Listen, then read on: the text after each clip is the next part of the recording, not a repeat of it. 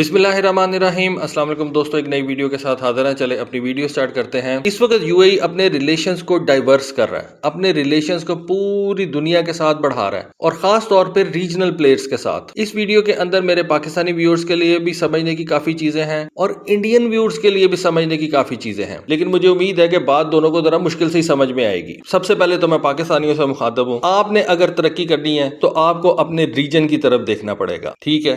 آپ کو امریکہ سے جان چھڑانی پڑے گی۔ انڈینز کے لیے سمجھنے والی کیا بات ہے؟ انڈینز کے لیے یہاں پہ سمجھنے والی یہ بات ہے کہ آپ کو بھی اپنے ریجن کے اندر جو ہے وہ کانفلکٹ نہیں کھڑے کرنے چاہیے۔ امریکہ کی جو کانفرنٹریشن چائنا کے ساتھ چل رہی ہے اس کا حصہ نہیں بننا چاہیے۔ چائنا اس ریجن کا پلیئر ہے، آپ کو اس کے ساتھ مل کے ترقی کرنی چاہیے۔ پاکستان کو بھی اسی ریجن کے اندر رہتے ہوئے ہی ترقی کرنی چاہیے۔ اب دیکھیں یو اے ای کر کیا رہا ہے یہاں پہ۔ اس ویڈیو کے اندر آپ کو جو سمجھ آئے گی، ہوپ فلی آپ سمجھیں گے اس بات کو، کیونکہ یہ صرف ایک خبر نہیں ہے چھوٹی سی، اس کے پیچھے ہونے والی ورکنگ کو دیکھنا پڑے گا آپ کو۔ خبر سمپل سی یہ ہے کہ ترکی اور یو اے ای نے کم سے کم 24 ڈیفنس ایگریمنٹس کے اوپر جو ہے وہ سائن کیا، اور ان 24 ایگریمنٹس کا مین مقصد یہ ہے کہ یو اے ای ترکی کی ڈیفنس انڈسٹری کے اندر انویسٹ کرے گا اور اپنے ڈیفنس کو بہتر بنانے کے لیے ترکی سے مدد لے گا۔ اب ترکی کو اس کے بدلے میں کیا ملے گا؟ ترکی کو اس کے بدلے میں یو اے ای کی انویسٹمنٹ ملے گی۔ دیکھیں ترکی جو ہے وہ ایک اچھا خاصا ٹیکنالوجیکلی ایڈوانس کنٹری ہے۔ ترکی اپنے ملک کے اندر بڑی زبردست قسم کی آرمڈ وہیکلز تیار کرتا ہے، بڑی زبردست اور ایڈوانس قسم کی کارویٹس جو ہے وہ تیار کرتا ہے۔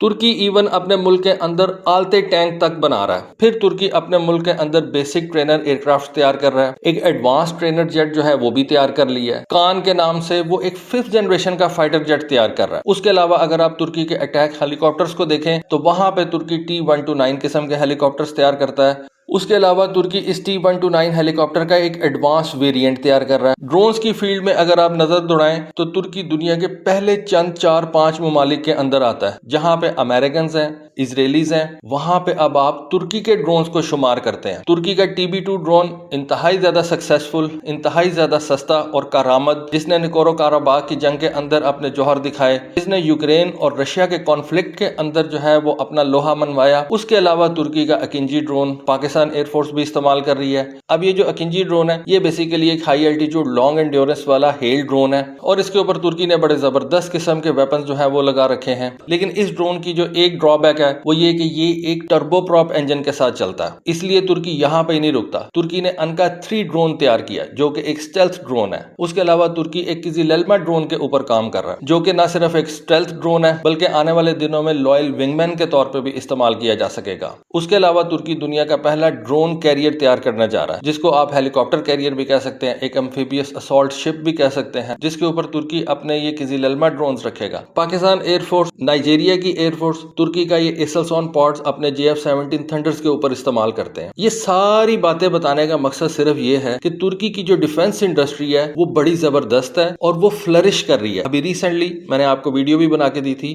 کہ پاکستان نیوی نے اپنی اگوسٹا کلاس کی سب میرینز کو ترکی سے اپ گریڈ کروایا۔ تو جب یو اے ای یہ ساری باتیں دیکھتا ہے اور اس کو امریکہ کی طرف سے وہ رسپانس نہیں ملتا جو اس کو ملنا چاہیے تھا، تو پھر یو اے ای جو ہے وہ ترکی کی ڈیفنس انڈسٹری میں انویسٹ کرنے کا سوچتا ہے۔ نہ صرف سوچتا ہے بلکہ ترکی کے ساتھ وہ 24 ایگریمنٹ سائن کر لیتا ہے۔ دیکھیں امریکہ نے یو اے ای کو بھی دھوکہ دیا۔ کس طرح سے دھوکہ دیا؟ یہ جو پاکستان کی آڈینس ہے، ایون انڈین آڈینس جو ہے وہ بھی اس بات کو سمجھے گی کہ کسی بھی مسلمان ملک کے لیے اسرائیل کو تسلیم کرنا ایک انتہائی مشکل قدم ہے، اور یو اے ای نے یہ انتہائی مشکل بلکہ ناممکن قدم جو ہے وہ اٹھایا۔ متحدہ عرب امارات نے اسرائیل کو تسلیم کر لیا۔ اس کے بدلے میں ہم نے یہ سنا تھا کہ امریکہ یو اے ای کو یہ F-35 جہاز دے گا، لیکن جب یو اے ای نے اسرائیل کو تسلیم کر لیا، امریکہ اپنی بات سے مکر گیا۔ امریکہ نے F-35 جہاز یو اے ای کو دینے سے انکار کر دیا۔ الٹیمیٹلی یو اے ای کو پھر فرانس کے رفال طیاروں کی طرف جانا پڑا جو کہ زیادہ مہنگے تھے اور F-35 کے مقابلے میں اتنے زیادہ ایڈوانس بھی نہیں تھے۔ تو متحدہ عرب امارات کا یہ جو ڈیسیژن تھا رفال طیارے لینے کا، یہ کوئی اس نے خوشی سے نہیں لیا۔ یو اے ای کی پہلی چوائس F-35 جہاز تھا جو کہ رفال طیاروں سے سستا بھی تھا اور زیادہ ایڈوانس بھی تھا، لیکن امریکہ کی مرضی، اس نے یو اے ای کو یہ جہاز نہیں دیے۔ اب یو اے ای کے پاس کیا چانس رہ جاتا ہے؟ یو اے ای کے پاس یہ چانس رہ جاتا تھا کہ وہ امریکن ویپن سے اپنے آپ کو نکال کے کسی اور جگہ پہ لے جائے۔ اب اس کے پاس یا تو رشین راستہ جو کہ امریکہ زور ڈالے گا، زبردستی کرے گا، بدماشی کرے گا، یو اے ای کو اس طرف نہیں جانے دے گا۔ اب یہ میں کیوں کہہ رہا ہوں؟ امریکہ نے ایجپٹ کو یہ Su-35 جہاز نہیں پرچیز کرنے دیے، حالانکہ آرڈر ہو چکا تھا۔ رشیا نے یہ Su-35 जहाज इजिप्ट के लिए तैयार कर लिए थे, बल्कि न सिर्फ तैयार कर लिए बल्कि ये तैयार हालत में उनकी किसी एयरबेस पे पड़े हुए हैं। अमेरिका ने प्रेशर डाला, इजिप्ट बैकआउट कर गया। इसलिए आप कह सकते हैं कि अमेरिका यूएई को रशिया की तरफ नहीं जाने देगा। दूसरा बचता चाइना। चाइना के लिए यूएई ऑलरेडी जो है वो अमेरिका से काफी ज्यादा पंगा ले चुका है। यूएई ने चाइना से हुआवे का 5G सिस्टम परचेज कर लिया, जिसके ऊपर अमेरिका नाराज हो गया। और अमेरिका ने जब ये F-35 जहाज नहीं दिए थे यूएई को, तो उस वक्त अमेरिका का बहाना यही था कि चूंकि यूएई ने चाइना का ये 5G सिस्टम परचेज किया है हुआवे से, इस वजह से हम अपना F-35 जहाज नहीं दे सकते, क्योंकि ये चाइना का 5G सिस्टम हमारे F-35 के राज चोरी कर लेगा। इस वजह से हम यूएई को ये F-35 जहाज नहीं दे सकते। कितनी एब्सर्ड बात है ये। 5G टेक्नोलॉजी मोबाइलों में चलनी है, उसका F-35 से क्या लेना देना। लेकिन अमेरिका की मर्जी, अमेरिका ने वो नहीं लेने दिए। पीछे बच जाता है या तो यूरोप या तुर्की।